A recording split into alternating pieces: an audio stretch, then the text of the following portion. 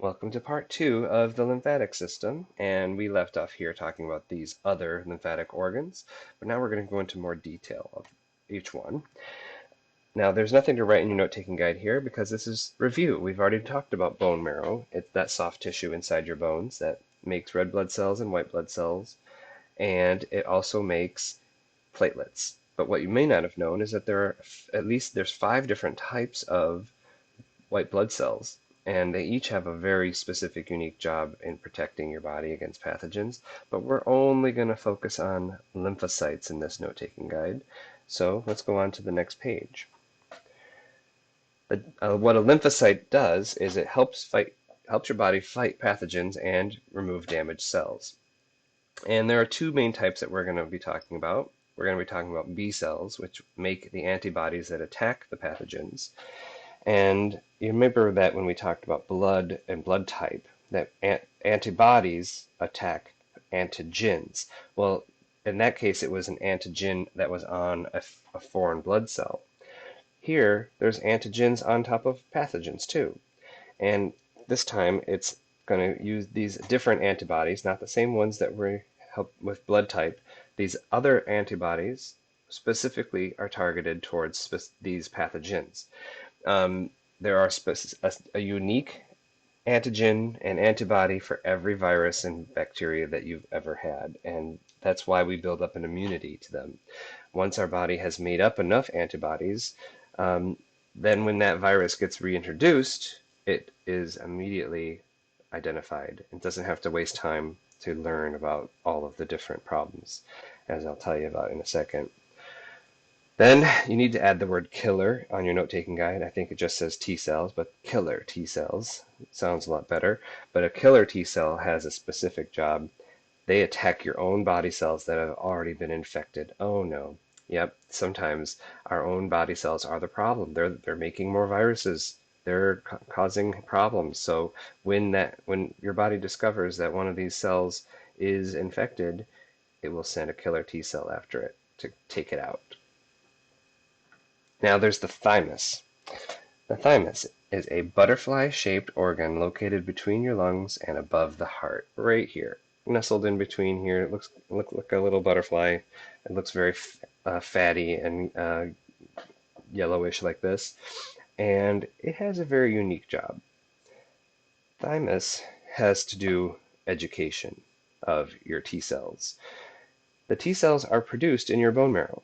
But when they first are produced, they don't have instructions for what infections there might be running into. So they go to the thymus for what we call education, T cell education. And they will learn, quote unquote, which pathogens to look for by receiving antibodies and instructions from past immunities. It's kind of like a soldier getting their orders from the general on who's the enemy and how they're going to attack them and what they look like. So it's a pretty amazing process for our body. Next is our spleen. It's the largest lymphatic organ, and it's purplish in color, about the size of your fist, unless it is swollen for some reason, which would indicate something is not right. It's usually also very soft and spongy. You wouldn't see it, but your doctors can feel for it and kind of push up against the left side of your abdomen to see if it's feeling too big or if it's feeling too hard. It's supposed to be soft. And it has 2 different sections. We'll see videos later of what those sections do, but I can quickly summarize for you that the white pulp fights infections with white blood cells, and then the red pulp recycles red blood cells. So how does it do that? Well, in the white pulp, it stores lymphocytes, white blood cells, that are just patrolling the blood. As the blood flows through, these veins and arteries are going in and out. As the blood flows through, they're scanning. They're scanning, looking for pathogens. And if they find them, they attack them. If they don't recognize it, but they think it might be a bad one, they mark it with an antibody. With an antigen. If there's an infection, that means they're going to see a lot of these, right? A whole bunch of them coming through, and so they start making more. And the spleen doesn't have to wait for the bone marrow to make white blood cells for it.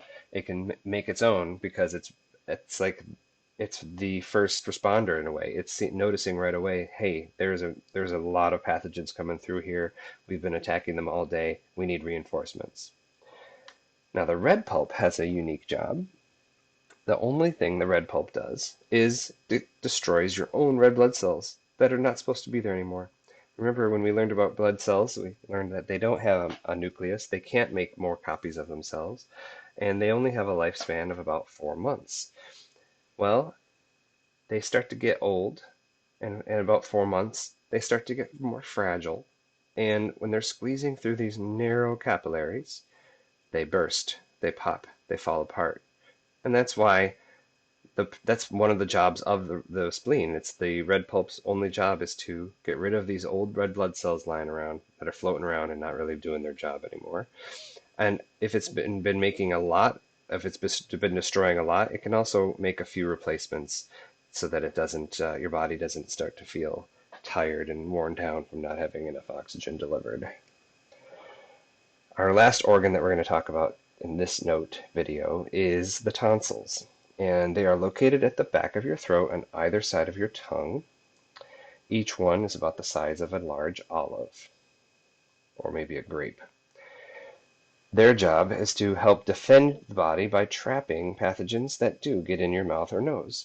And obviously, they're not going to catch them all, right? Some are going to sneak past and get caught by other members of the lymphatic system, but the tonsils is like the first line of defense for food and drink that comes into our body. And air too, I guess. But sometimes they get swollen, they get infected, they get trapped.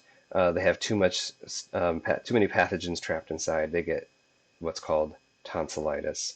And I myself had to have my tonsils removed when I was about 12 because I kept getting tonsillitis like every couple months, and I just couldn't get rid of the infection. And the doctor decided the easiest way to get rid of it would be to remove the tonsils itself. But it's not a huge deal. It doesn't mean I'm now more susceptible to viruses and bacteria because all those other parts of the lymphatic system can still protect me. Now we're going to stop here in our notes. There is a section on your note-taking guide that says vaccinations and a video that you need to watch, but we're going to skip that for now and watch it in the next level of the grid. So at this point, you're done for this note-taking.